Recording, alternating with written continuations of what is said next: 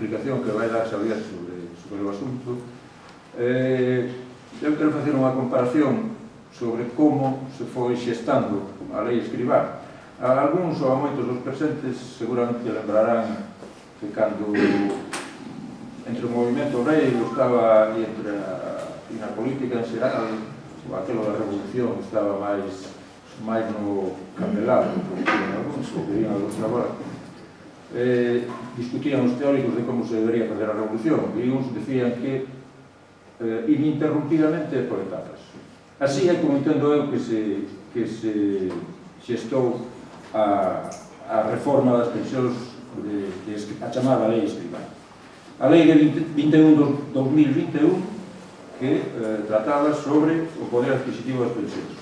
A Lei 12 de 2022 sobre os plans de pensións de emprego, que é sobre o que ímos falar hoxe, en concreto do da construcción. O Real Decreto Lei do 13 de 2022 sobre a cotización dos traballadores autónomos e o Real Decreto Lei do 2023 sobre o período de cálculo das pensións. Contra a reforma de Escrivá ergueuse o movimento pensionista en todo o Estado e claro está, entre eles o MODEPEN, movimento en defensa das pensións públicas e dos servicios públicos galegos, que somos os que, en concreto, a delegación de Gondomar, do Val de Miñor, é a que organiza este acto.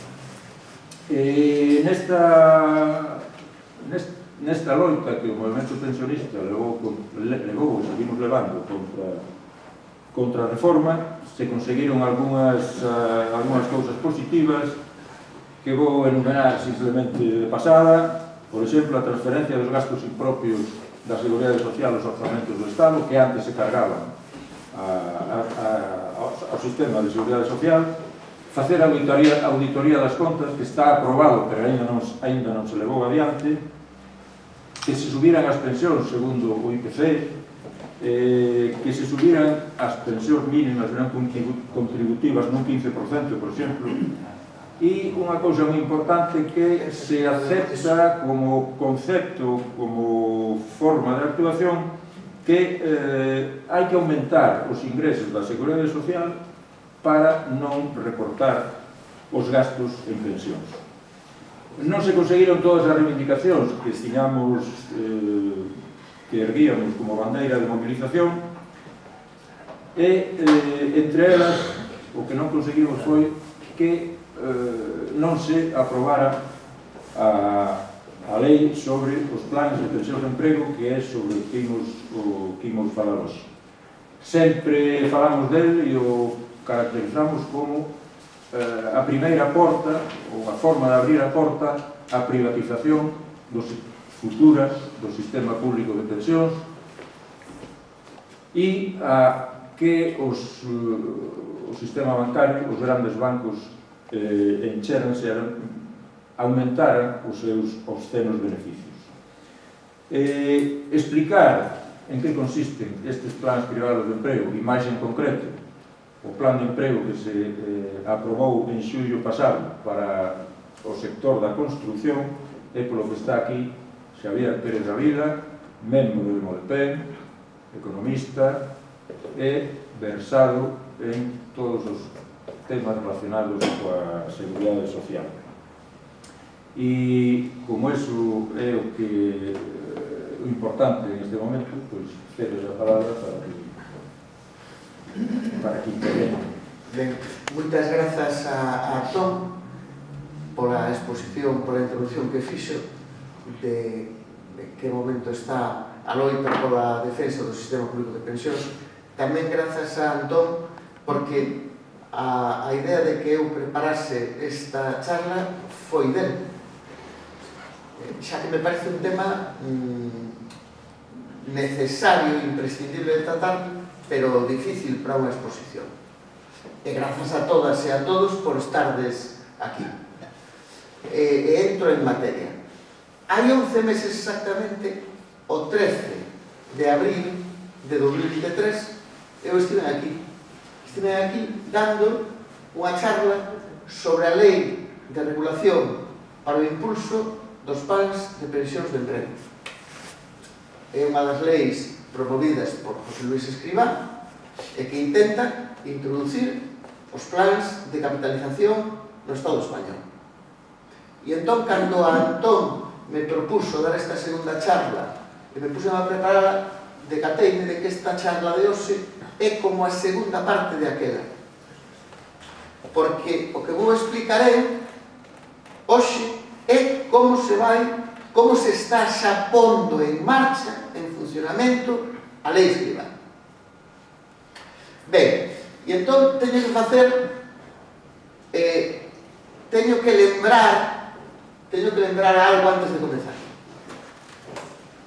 No Estado español temos un sistema de pensións de repartición. Eso que quere dicir? Que aquí vexo persoas que ou son traballadoras ou foron traballadoras. Vos estivestes a cotizar toda a vida. Cada mes das vosas nóminas descontábase unha cantidade que se chama cotización social. Isto é moi importante. A cotización social non se gasta. A cotización social non se aforra. No mesmo momento en que sae das nóminas, convértense en pensións das persoas xubiladas. Dito de outra maneira, quen está a pagar as nosas pensións? Están a pagar as nosas pensións as persoas activas. O que cotizan non se garda, non se aforra, inmediatamente se converte en pensións. Nós percibimos unha pensión porque hai 21 millóns de persoas que todos os meses cotizan. Eso é un sistema de reparto.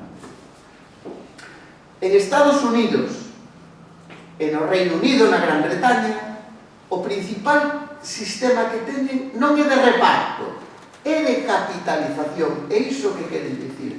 Aí sí que se aforra. Cada traballador, cada traballadora ten unha conta. En esa conta, todos os meses se deposita unha cantidade. E de que vai depender a pensión que cobre? Do capital que haxa nesa conta e do rendemento que ten.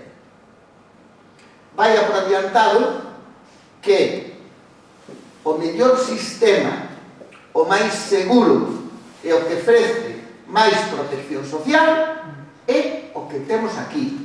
Aquí, en Italia, en Alemania, en Francia. O sistema de reparto no que non hai aforro, no que o diñeiro vai cada mes das persoas cotizantes ás persoas pensionistas. E entón, que pretende a lei esta que tedes na pantalla que se publicou o 30 de xuño de 2022? O que pretende é introducir no Estado español o sistema de capitalización, o que hai nos Estados Unidos e na Gran Bretaña. Eu comentei esa lei o ano pasado, non me vou parar, pero cal é o objetivo desa lei? Que os traballadores e as traballadoras creen contas de capitalización nas que se aforre cada mes. E eu diredes, pois mellor non que se aforre. Bueno, eu vou intentar explicar que non é mellor. Ben, a lei aprobouse, publicouse no BOE, pero agora hai que desenvolvela. E como se vai desenvolver? A través da negociación colectiva. É dicir, cando a patronal e os sindicatos negocien convenios colectivos, terán que acordar a creación de planes de capitalización de empresa. E cal foi o primeiro plan que se aprobou de acordo coa lei Escrivá? Pois foi o que tedes aí, o 7º convenio colectivo estatal da construción, que se publicou no BOE hai uns meses. Crea o primeiro plan de pensións, o primeiro plan de pensións de empresa. Quen o vai xestionar?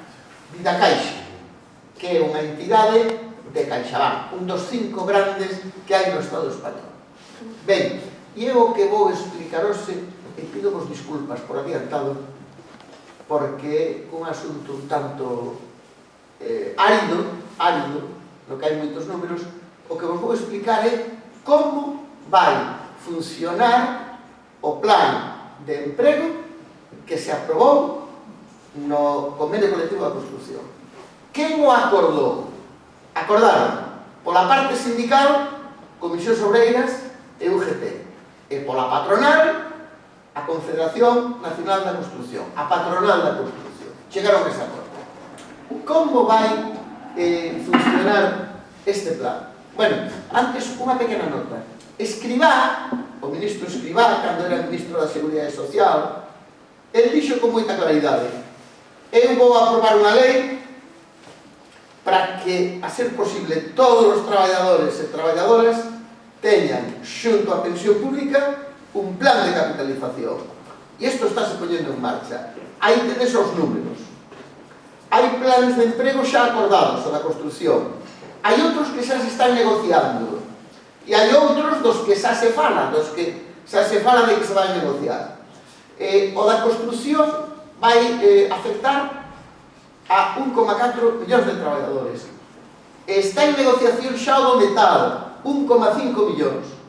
E está en proxecto da hostelería, 1,7 millóns. En fin, co que hai xa sobre a mesa, pois é posible que no prazo dun ano sacase 6 millóns, que é a conta que tedes ao final, 6 millóns de traballadores e traballadoras teñan o seu plan de pensións de capitalización. E se cadra en 3 anos, pois 10, 12, 15. Cal é o obxectivo da lei? Que chegue a todos os traballadores e traballadoras. Eu voume centrar no da construción. Ben, que acordaron Comisións UGT e a patronal da construción? Bueno, acordaron, como todos os convenios, un incremento salarial que consolida no salario. De acordo? E, ademais, acordaron que cada ano as empresas depositen na conta de cada traballador unha aportación para un plan de capitalización. Esa non consolida. Esa non se integra no salario para calcular o salario do ano seguinte.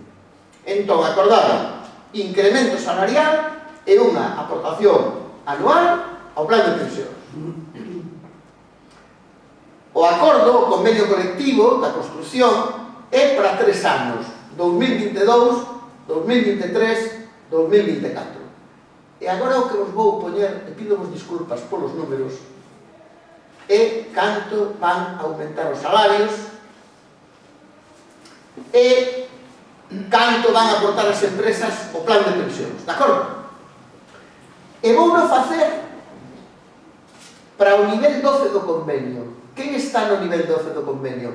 Están os peóns ordinarios, os que están nas obras, e as traballadoras da limpeza. De acordo? Imos ver que vai pasar co seu salario e co seu plan de pensións. Ben, ao inicio do convenio, o salario anual, claro, do nivel 12, repito, peón ordinario e traballadora da limpeza, era de 17.400 euros, en números redondos. No 2022 houve unha subida, no 2023 outra subida, acordada ao convenio. E o 1 de xaneiro de 2024 hai a última subida. Canto cobrarán estas persoas, estes traballadores, estas traballadoras, a partir do 1 de xaneiro deste ano? Canto están cobrando? 18.965 euros.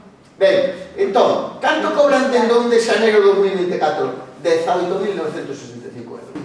E isto que quere dicir? Que nos 3 anos de aplicación de convenio, 2022, 2023 e 2024, de acordo co convenio, os seus salarios subiron o 9% en 3 anos. Que pasaría se non se tivese acordado a creación dun plan de empresa? E se esas cantidades, en vez de o plan de empresa de capitalización, fose o salario?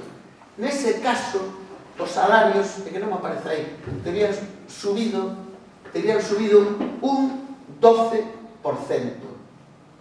cal foi a inflación nos 3 anos? A inflación nos 3 anos foi do 16%. Isto quere dicir que dunha maneira ou outra os peóns ordinarios da construción e as traballadoras da limpeza van perder poder adquisitivo. Agora ben, se non houvese plan de pensións de capitalización e ese diñeiro se metese no salario, perderían menos poder adquisitivo. E isto que quere dicir? Que para un peón ordinario da construción, un traballador de construción, un traballo duro, ou unha traballadora da limpeza, crear o plan de pensións vai aumentar a súa perda de poder adquisitivo. Neso, dende logo, non o favorece. E hai que ter unha cousa en conta. Estes salarios son baixos. As persoas que teñen estes salarios gastan moita parte do seu salario en alimentación. A inflación destes anos foi o 16%, pero a inflación dos alimentos foi de máis do 30%. Por lo tanto, a min non me parece unha boa idea sustituir salario e poder adquisitivo por plan de pensións. Ben, entón sabemos que pasa co salario, que como se desvía parte do que debía ser salario ao plan de pensións de capitalización, hai máis perda de poder adquisitivo. E que pasa co plan de pensións? Pois mirade, aí tedes as achegas que van facer as empresas ao plan de pensións de capitalización de un peón ou dunha trabajadora de limpeza. En 2022, 174 euros. En 2023, 174 euros. Total, nos 3 anos van ter un fondo de pensións de 568 euros. É dicir, van ter nun banco unha conta a seu nome con 568 euros. Non parece un capital impresionante, non? Non parece, claro, en 30 anos, se traballan 30 anos, terán máis. Ben, entón, vou recapitular. Acordo do convenio colectivo, unha suba salarial e unha aportación a plan de pensións que non consolidan o salario. Ben, imos continuar. E que efectos ten o acordo este sobre a base de cotización e sobre o salario? Sobre a base de cotización e sobre o salario. A base de cotización é moi importante. Por qué? Porque esa é a cantidade que se utiliza para calcular a pensión pública, a que cobramos todos e todas nós. Ben, canto máis alta se esa base pola que cotizamos, máis alta será a nosa pensión cando nos jubilemos. Aplicando o convenio, a base de cotización para un peón ou unha trabajadora de limpeza, a partir do 1 de xaneiro de 2024, será de 19.185 euros. Se non houvese plan de capitalización e todo ese diñeiro fose a salario, sería 363 euros máis grande. Iso quere dicir que cando se calcule a súa pensión, vai se calcular sobre unha base de cotización máis alta. Eu, dende logo, preferiría que me subisen a base de cotización e que non me metesen esa cantidade nun plan de pensións de capitalización que vai xestionar CaixaBank e a ver que pasa de aquí a que eu me xubile. A ver que rendemento ten eso. Ben, e que vai pasar co salario? Unha vez restada a cotización social, o que lle vai quedar realmente o traballador ou a traballadora van ser 17.700 euros. Se as aportacións ao plan de pensións fosen a salario, quedaríalle 18.280, 560 euros máis. Isto que nos demostra que os plans de pensións de capitalización se están alimentando en realidade con reduccións do salario. E eu penso que con estes salarios sería mellor para os traballadores e traballadoras que o incremento fose a salario e non a un plan de pensións privado. Ben, E ademais, como se vai alimentar isto? Isto vai se alimentar con perda de ingresos públicos. Por que? A lei de Escrivá, para que as empresas se animen a entrar nestes plans de capitalización, dalles incentivos. Bueno, eu aquí pusen en negrilla 2. Poden pagar menos no imposto de sociedades e poden tamén aforrar nas cotizacións sociais. Neste caso, por cada traballador ou traballadora deste nivel, se o salario máis alto aforran máis. Van a aforrar 52 euros no imposto de sociedades e 22 euros na cotización social. Isto pode parecer pouco, pero despois veremos que non, porque isto é para unha persoa. E ademais, isto é moi contradictorio que as empresas aforren cotizacións sociais, porque antes falaba Antón dunha lei que busca incrementar os ingresos do sistema da Seguridade Social. Efectivamente, hai unha lei que preveu 3 fontes de novos ingresos para a Seguridade Social. Entón, a que ven agora para fomentar os plans de capitalización, perda de cotizacións sociais. O imposto de sociedades é un imposto que en todo o mundo cada vez as empresas pagan menos. A que ven reducirlles aínda por outra vía máis, que xa teñen multas o imposto de sociedades. Ben, eu ata agora fixen os cálculos para un traballador, para unha traballadora. Pero eu pregunteime, na construción traballan, segundo as estatísticas oficiais, 1.375.800 persoas. Son moitas. Entón, as cantidades individuais parecen pequenas. Dixen eu, e canto vai ser, cal vai ser o efecto de todo isto para todo o sector da construcción?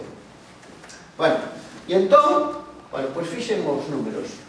O que vai supor este plan é que cada ano se van meter no fondo de capitalización do 7º convenio 384 millóns. E vai deixar de percibir o sector público 130 millóns de euros entre cotizacións sociais e imposto de sociedades. Entón, aquí xa vemos unha cousa curiosa. Para que a banca reciba 384 millóns de traballadores da limpeza, que a mí non me parece, perdón, de traballadores da construcción, que a mí os traballadores e as traballadoras da construcción non me parecen potentados, non? Senón xente que vive do seu esforzo. Para que lle entreguen, veremos a que, 384 millóns de euros cada ano para que o xestione e cobre comisións, a Seguridade Social vai renunciar a 90 millóns de euros e a Administración Central vai renunciar a 38 millóns do imposto de sociedades. A mí non me parece unha boa idea dende o punto de vista da igualdade social e dunha fiscalidade progresiva. Pero eu ainda me fixen outra idea máis, outra pregunta máis, dixen. Isto é o que se deduce do convenio de construcción, pero xa vimos antes, está aí o metal, a hostelería e todos os sectores. Que acontecería se, como é a intención da lei, isto se xeraliza a todos os traballadores e traballadoras asalariados? Dicen, bueno, pois vou facer as contas. Como fixen as contas? Eu imaginei que para os outros sectores se acorda un plan de pensións de capitalización idéntico ao da construcción, coa mesma porcentaxe da checas anual, de acordo? E fixen as contas. Pareceme que é a seguinte diapositiva. Ben, estos son datos oficiais da enquisa trimestral de custo laboral e da EPA do terceiro trimestre de 2023. Son datos moi recentes. Cantas persoas asalariadas, cantos traballadores e traballadoras hai no Estado español? 18 millóns. Eu calculei que se a todos se lles aplicase un plan de pensións como da construcción, máis ou menos meteríase en cada uns 300 euros, de acordo? E entón isto que significaría? que entre todos os traballadores e traballadoras lle entregaría a banca, vou dicir a banca, ainda que non é exactamente a banca, para xestionar cada ano como fondo de pensións 5.500 millóns de euros. Isto xa comeza a ser cantidades sustanciais. E canto deixaría de ingresar o sector público? En cotizacións sociais, 1.300 millóns de euros. E de impostos de sociedades, 550 millóns de euros. É dicir, que para entregarlle aos bancos cada ano 5.500 millóns de euros, o sector público deixará de percibir 1.850 euros. E os peóns, as traballadoras da limpeza, os camareiros, as cociñeiras, etc., renunciarán a parte de salario para que se converta nun plan de capitalización. Eu, supoño que non é necesario que o diga, estou en radical desacordo con isto. De acordo? En radical desacordo. Para que vos fagades unha idea, hai unhas semanas a ministra, a que sustituía o escribá, que se chama Elsa Saiz, a señora ministra, informou sobre canto vai aumentar cada ano soavos o da lucha das pensiones, soavos, o peto das pensións. Bueno, pois este ano a ministra informou de que calcula que irá ao peto das pensións 3.500 millóns de euros. É dicir, que este ano vai ir ao Fondo de Reserva da Seguridade Social, segundo a ministra, menos diñeiro que o que iría para fondos de pensións privados se isto se generaliza a todos os traballadores. Na miña opinión, é unha mala elección. Na miña opinión, é unha mala elección. Unha mala elección dende o punto de vista dos salarios e dende o punto de vista das pensións futuras públicas dos traballadores e traballadoras. Entón, en definitiva, eu pregunteime quen gaña e quen perde coa promoción dos fondos de pensións de capitalización. Pois eu, dentro do meu punto de vista, eu penso que isto é o primeiro que se publica na Galiza e en todo o Estado sobre este asunto. Entón, quen queira contradicirme, o coñecemento nace da contradición de opinións e análisis antagónicas. Eu, isto publiqueino en galego, estou intentando publicalo no Estado, e quen teña outra análise que a presente e as contraporemos, vale? Pero, dende o meu punto de vista, quen gaña e quen perde cos plans de pensións de capitalización como o da construcción que está aprobado.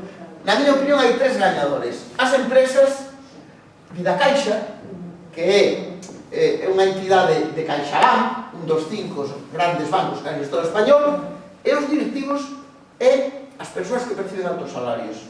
E quen perde?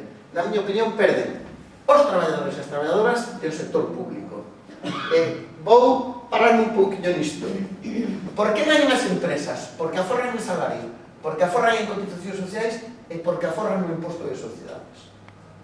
Eu calculei que no ano 2024, repito 50 veces, para un peor ordinario ou para unha traballadora da limpeza, o aforro por cada traballador para a empresa é de 572 euros con respecto ao que lle custaría se todo o diñeiro que vai a fondo de pensións fose a salario. A empresa aforra 572 euros.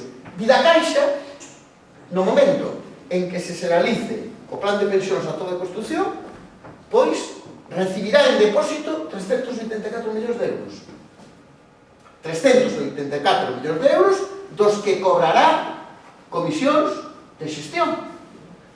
Despois veremos, intentarei contestar esta pregunta: debemos ser caritativos, solidarios e axudar a Vidacaixa e o Banco de Santander? Deixo a pregunta no ar. Eu intentarei contestala despois. Deixo no aire. Ben, e quen gaña tamén? Os directivos e unha pequena porcentaxe que teñen salarios moi altos. E estes por que se van beneficiar? Estes van se beneficiar porque no futuro cobrarán a pensión pública máis alta. Ademais, estes sí que terán un bo capital acumulado. E ademais, porque deducirán no IRPF ata 10.000 euros cada ano. Entón, na miña opinión, gañadores do plan de pensións de empresa da construción, acordado por Comisión, UGT e a patronal Confederación Nacional de la Construcción. As empresas Vidacaixa e os directivos de altos salarios. Perdedores, na miña opinión, os traballadores.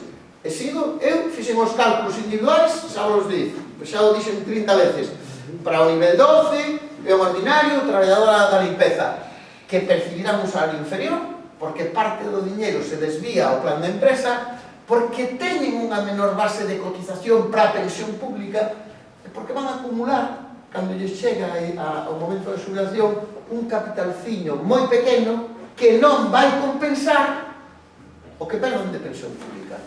E que perde tamén o sector público, que perde cotizacións sociais e que perde imposto de sociedades.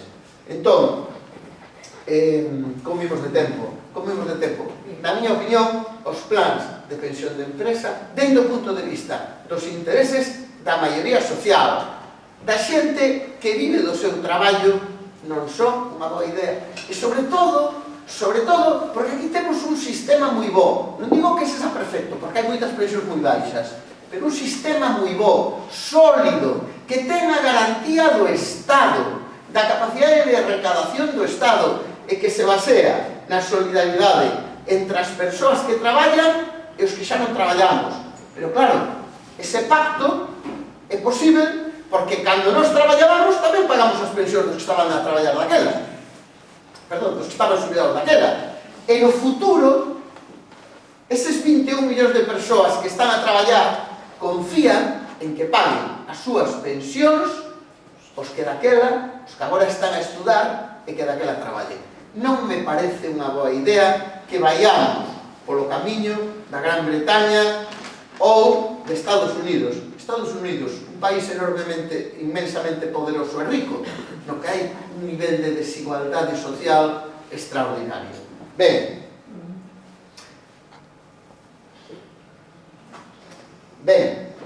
e agora, eu sei que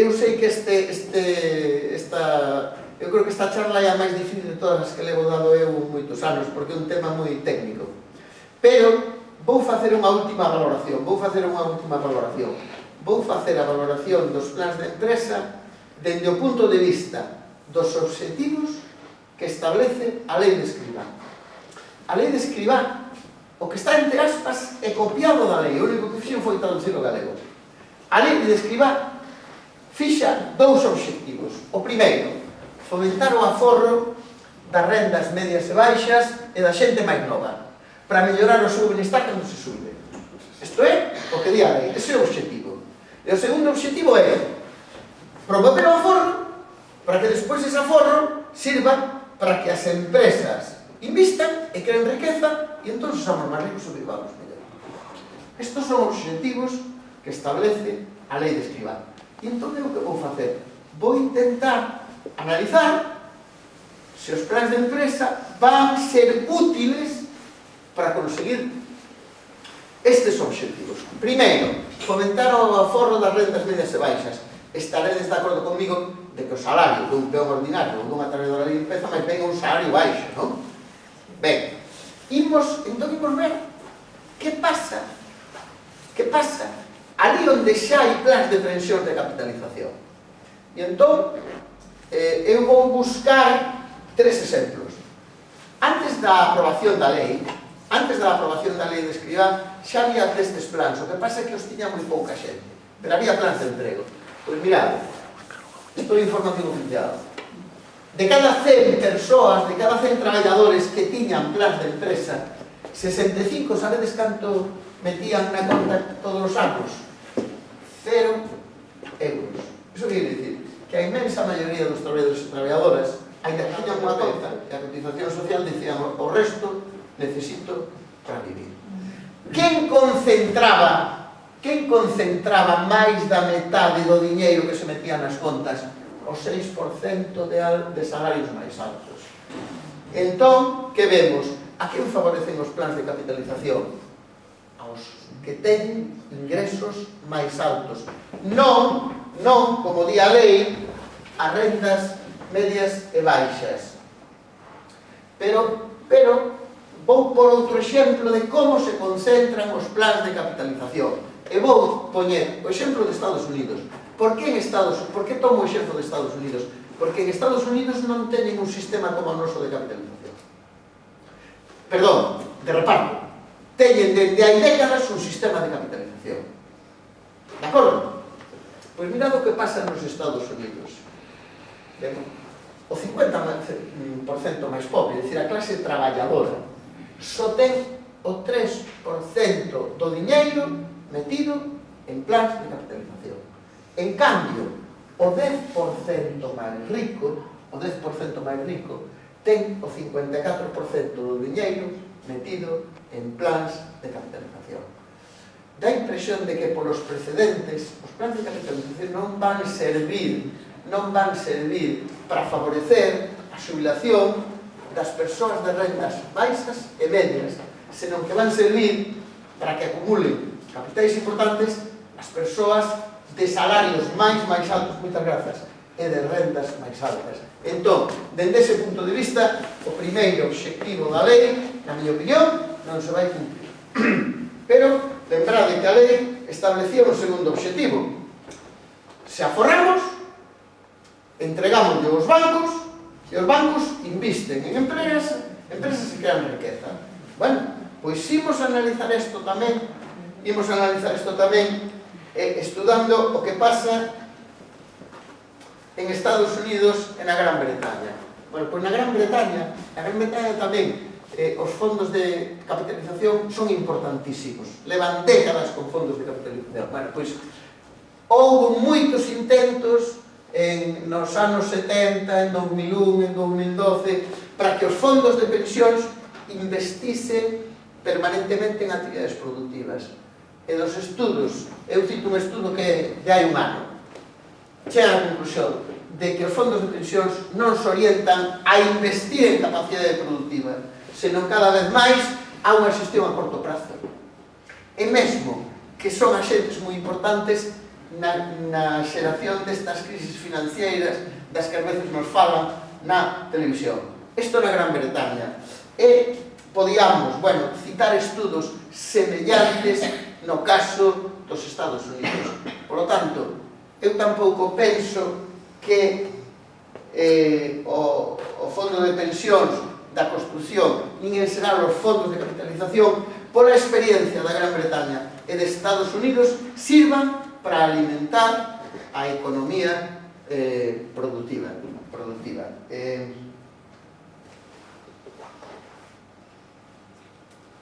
Ben, a quen si están beneficiando os fondos de pensións e a acumulacións de capital financiero? Bueno, o que algúns estudos chaman a tripla alianza entre os directivos das grandes empresas, os xestores dos fondos de investimento e os dirixentes dos organismos de goberno da economía internacional. E a mí gustame por discara. Fixadevos que aquí, neste estudo falase dunha tripla alianza na que están os directivos das grandes empresas. Pois, por exemplo, Ana Botín, que é creo que presidenta do Banco de Santander, que é a entidade que o ano pasado tivo os beneficios máis grandes de todo o IBEX 35, máis de 11.000 millóns de euros. Entón, directivos das grandes empresas, xestores dos fondos de investimento, eses tamén se benefician coa proliferación de activos financieros. Larry Fink, que, é o máximo directivo dun fondo de investimento que se chama BlackRock, que ten participacións en todas as grandes empresas de Estados Unidos, pero é o primeiro investidor no IBEX 35, que é a bolsa de valores do Estado español. Este sí que se vai beneficiar. E tripla alianza, imos para atrás, as dirixentes dos organismos de goberno económicos. Por exemplo, Christine Lagarde, que é a dirixente do Banco Central Europeo, por certo, preocupadísima, tanto por fomentar os planes de pensións de capitalización como por impedir que os salarios suban moito. Non vai a ser que se disparen os prezos. Non vai a ser que se soben os salarios dos peones ordinarios da construción, das traballadoras da limpeza, etc., se disparen os prezos. Parece que esa non é a causa. Ben, esta tripla alianza, grandes empresas, fondos de investimento, organismos de dirección da política económica, están promovendo unha política en que o importante non son os salarios das persoas traballadoras, senón a proliferación de activos financeiros. En ese sentido, os fondos de capitalización son unha fonte de activos financeiros.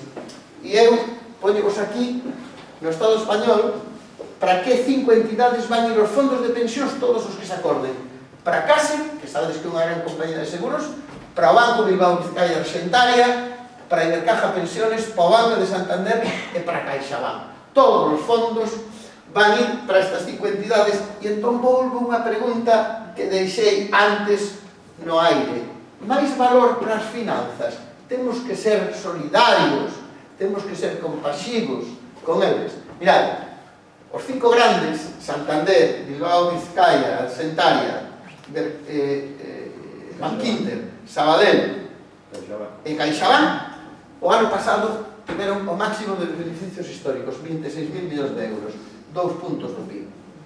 Só a banca, que non están os 5 grandes, tiveron uns beneficios récords de 711 millóns de euros.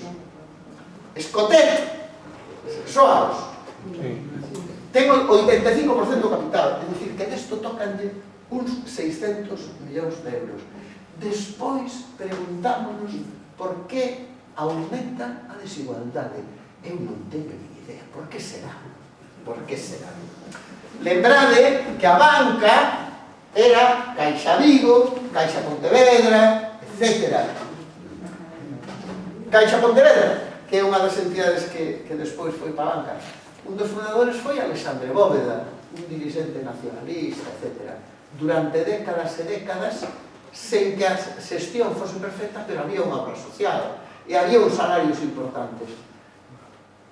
Tivo problemas, entón saneámosla, eu xa non me lembro se foron 5.000 millóns de euros o que houve meter para saneala, regalamos a Escotet e agora 711 millóns de beneficios e o 85% é por señor Escotet. E todo o diñeiro que os bancos teñen no Banco Central Europeo están pagando ao 4%. Iso quere dicir que a banca española obtivo uns ingresos toda a banca europea, uns ingresos polos depósitos que teñen no Banco Central Europeo, é dicir, aquí, pois uns xuros de 140.000 millóns de euros. Mentras que a nos, en canto vos están retribuindo a vosos depósitos?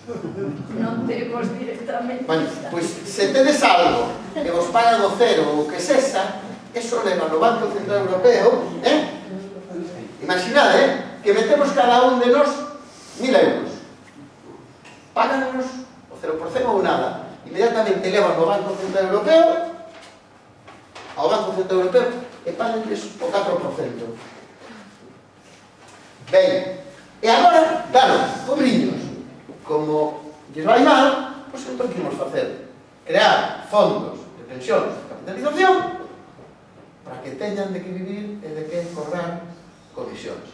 Ben, entón, está claro que eu me manifesto totalmente en contra destes fondos de pensións. Remato xa, desculpade se me alonguei moito.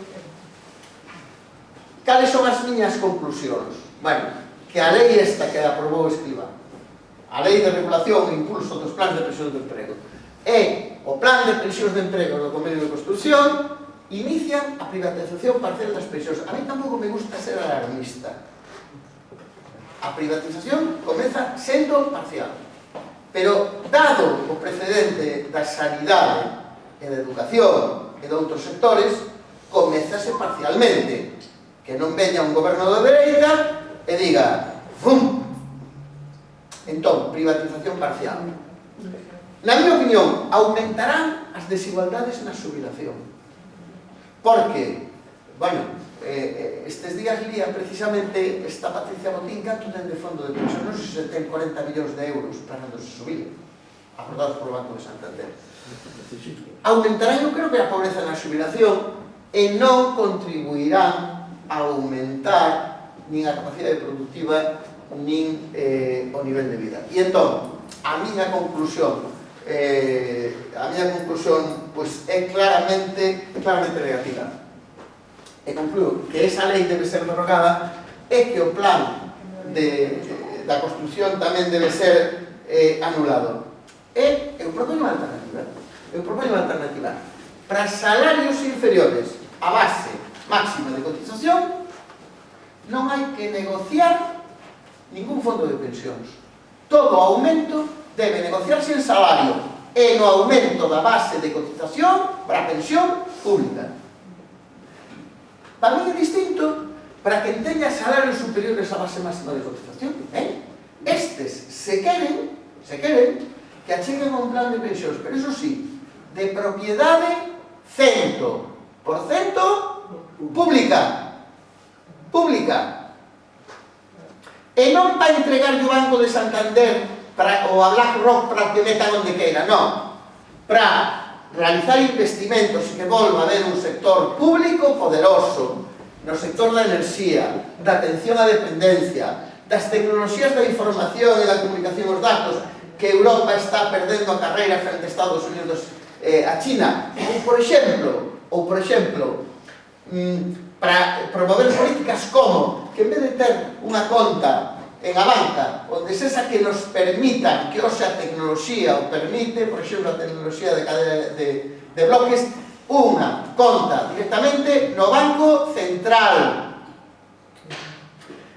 E sería bo para nós e para os comerciantes que cada vez que cobran por datáfono teñen que pagarlle unha comisión a un banco, porque o diñeiro é público. Se o diñeiro é público, deberían ter os comerciantes unha conta directamente no Banco Central que non lles cobrase comisión ou unha comisión mínima para manter o sistema e non para beneficios privados. Entón, na miña opinión, hai que pensar en políticas distintas. Bueno, e eu penso que por hoxe é suficiente, aínda que teño máis cousas que contar, pero me parece que é máis que suficiente. Moitas grazas pola vosa atención.